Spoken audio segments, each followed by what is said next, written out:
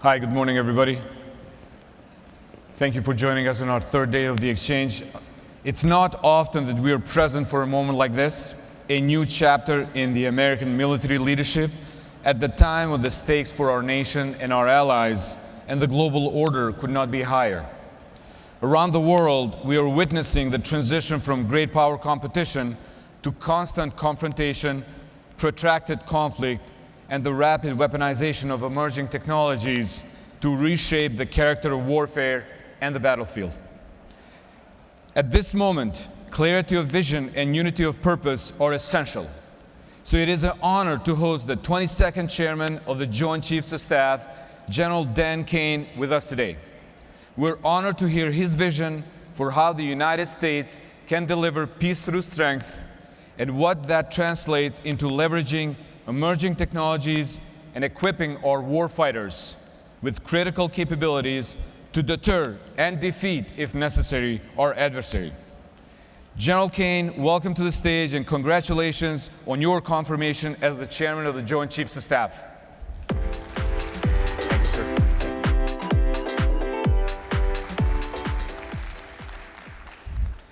Well, good morning, everybody.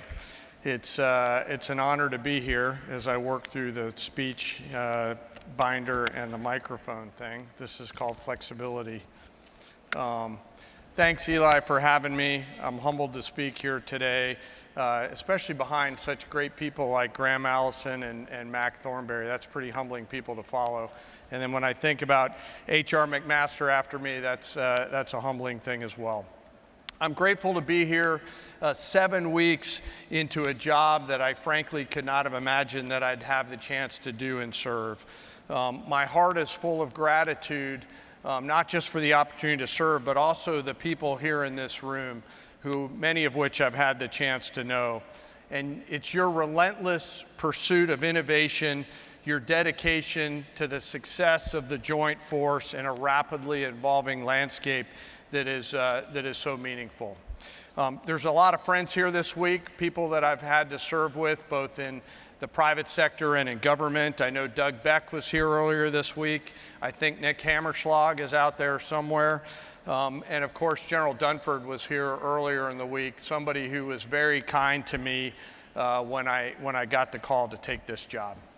And I don't know where you are, but I also want to take a moment to recognize Sam Neill. Sam, where are you at? Actually, you're right there, standing up. So this guy, Sam Neill, here in the front row, has advised many chairmen of the Joint Chiefs of Staff over an incredible Coast Guard career and then a career in public service at the Pentagon. He is the wisest man in Washington, and I'm honored that you'd be here today. His last day in the Pentagon was just 4 days ago. So a round of applause, if you join me, please, for Sam Neill, somebody who you don't know but has had an incredible impact on so many. I'd like to thank everybody here with a special competitive studies project for hosting such a critical event, one that I came to last year as somebody sitting in the audience, not knowing that I'd have a chance to be standing up here today. But certainly, Dr. Schmidt, thank you. I don't see where you're at, Eric, but I know you're here somewhere. And Ylli, who hosts this great event. And for Stephanie, I want to say thank you for your leadership and service as you continue to honor the legacy of Secretary Carter.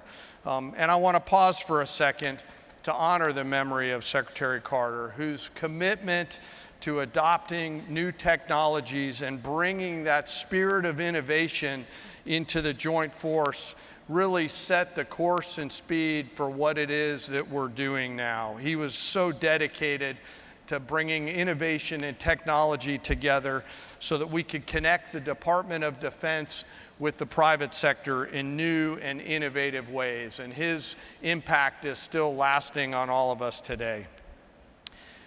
I deliberately chose this forum to have one of our first public appearances, mindful of the audience today. I'm so lucky to have come from a unique background where I had time as a fighter pilot, time as a special forces officer, a part-timer in the military service, but for this crowd, time as both a founder and a funder. in several different sectors. And it's all of these life experiences that I'm blessed to have, and someone who's lucky to be part of the dual fluency family, like so many in this room, that has allowed me to see things from a lot of different angles. It's really been a journey of insight, and I'm the lucky one through it. But through that, one of the things that I learned is we cannot do this alone. We have to do this. We have to do this together. And frankly, my friends, the Joint Force needs your help. We need your help to develop, find, and field the right technologies at the point that we're contemplating plans and activities, not at the point that we're in crisis or conflict. And we need you to help scale that technology to the point that it becomes a strategic differentiator. And to deliver the peace through the strength that we must, we've got to work together. We've got to be innovative, and we've got to be relationship entrepreneurs. And frankly, I think we're living in historic and important times. There's unprecedented global instability, and with that comes a lot of risk, but also comes a lot of opportunity. It's with that risk in mind that I chuckle when I talk to young leaders, both in the military and in the private sector, and I say to them, Tom Clancy, on his most creative and inspired day, could not come up with the situation that we're dealing with right now. And then I have to tell him who Tom Clancy is. It's a dynamic world. In the past, we've thought of things on a country-by-country basis, and we simply can't do that anymore. We have to think in terms of global challenges and problems, global algorithms, and that's part of what I do as your chairman. And that global risk score is exponentially scaling. Total risk now equals threats to the homeland, plus the CCP's scale and activities and their military expansion, plus the events in the Middle East, whether that's Gaza, events in the Red Sea or Iran, plus Russia and Ukraine, plus DPRK nuclear weapons, plus counterterrorism, plus India, Pakistan, and the list goes on and on. It's a challenging time. We're also facing an axis of aligned powers whose views do not align with our own, and we need to be pretty clear-eyed on this. Our adversaries are working together, sharing technologies and intelligence at unprecedented levels, decreasing the time required for them to field advanced technologies. And on our end, the barrier for entry for technology, for disruptive tech, is low, but the barrier to government business is high, frankly, too high. And yet the changing nature and character of warfare is happening right before our eyes. We've seen examples of that most recently as this weekend. We've got to go faster, my friends, and that's mostly, in many cases, on us in the USG and the government. Together, though, we've got to be focused on fighting the next war, not fighting the last war. And we need entrepreneurs both in the private sector and in government. Although much of what we face is new to us, we only need to look at history to remind us the risks of not looking forward. Great powers through history have always thought that they had it sorted out for the next war, when in reality they were fighting the last war. All the way back to 1914, when European armies went to war with each other, they were led by leaders who'd fought the last war instead of leaders who were creative, innovative, and disruptive, and think about fighting the next war. In the years leading up to World War II, many experts believe the French were far ahead of the Germans, and we know that that proved not to be true. No nation wants to find themselves looking backwards. We've got to look forwards, and yet history's full of examples of this. The Russo-Japanese War in 1904, World War I, and even World War II. It's our ability to look around corners to anticipate the next fight that resides right here in this room.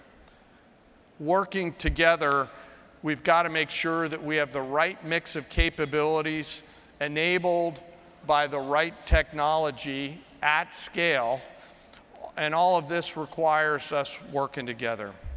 And we've got a clear and unambiguous requirement to stay ahead of the enemy.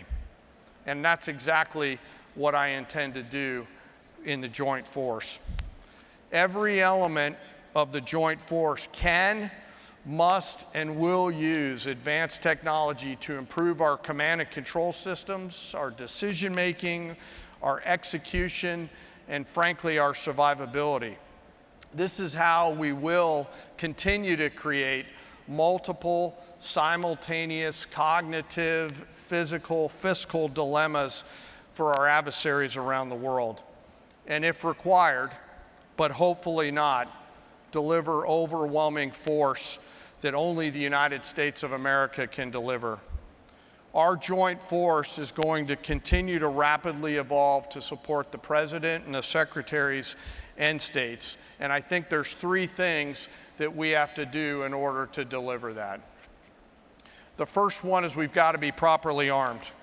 We owe it to our nation's warfighters to have the right combat capability with the right capacity at the time that commanders in the field are contemplating plans and activities, not at the point of crisis or conflict.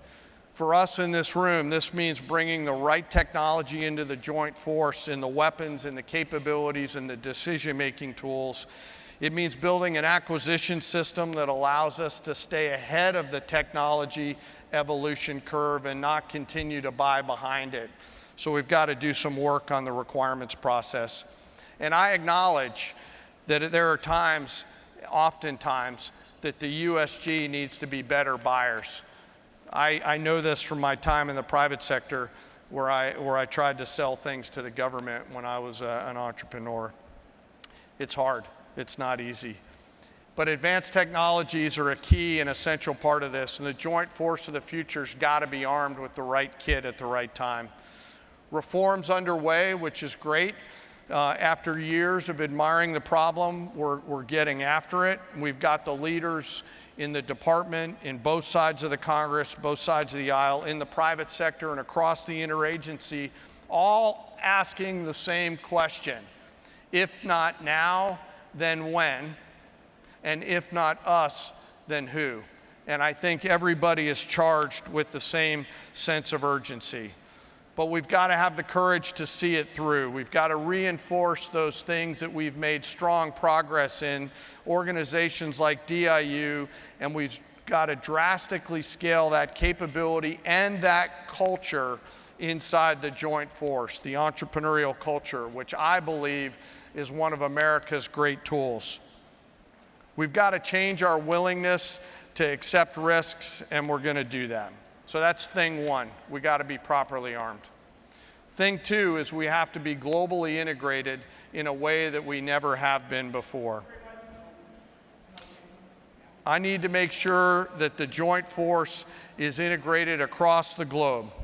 Within the combatant commands, the geographical and function commands, and the services, we've got to connect them with our interagency allies and partners, including founders and funders, and scale that capability in order to meet the challenges that we need to. We're doing awesome, but we can do more. It especially involves tech in the Pentagon. In one of the most secret rooms in the Pentagon, there's a typewriter. There's a typewriter there because we could not sort out how to merge multiple levels of classification together on the systems that we have, and we had to hand jam a memorandum for a senior policy leader because we couldn't figure out how to bring the systems together. That was a few years ago. We're making progress, but we still struggle with that today. If we're going to integrate across the entire world at speed and scale, we've got to do it with technology. When we do, we are unstoppable. The third thing we have to do is we have to be ready. We've got to be clear-eyed that the joint force of the future needs to be organized, trained, equipped, and rehearsed to be able to go not when we might want to, but to be able to go when we need to. Our systems need to be built for the war of the future, not the war of the past, and this means using technology and innovation at the tactical edge. We will stick with the mantra, though, that it has to be resilient at the same time. My time as a Special Forces officer taught me that two of one thing is one, and one of one thing is none. So we've got to be able to build resilient technology that if the power fails or something like that, we're still capable of doing it. So what does this mean to all of us in the room? Frankly, we need you. Your nation needs you with a sense of urgency. We need your creative, innovative, patriotic, and diabolical minds 24/7, 365. Peace in our nation will not be won by the legacy systems that we've had or the legacy thinking. It will be determined by the entrepreneurs and innovators and leaders, both in government and out of government, that create overwhelming strength. It will be won by our breakthroughs in AI, cyber, autonomy, space, energy, advanced manufacturing, data, compute, you name it. And we need your help with this. I need you inspired to help us. You've got the agility, the boldness, the culture and spirit to do these big things, and we welcome your ideas. To close, my friends, I think we all have a charge to keep. We live in the greatest country in the world, but if we don't defend it and create peace through strength, it will be at risk. Let's together deliver peace for our kids and their kids by building the strength we need, not the strength we wish we could have. Thank you all for having me. Thanks for what you do. Thanks for the entire team that put this awesome event on. It's an honor to be with you and see so many friends, and have a great rest of the conference.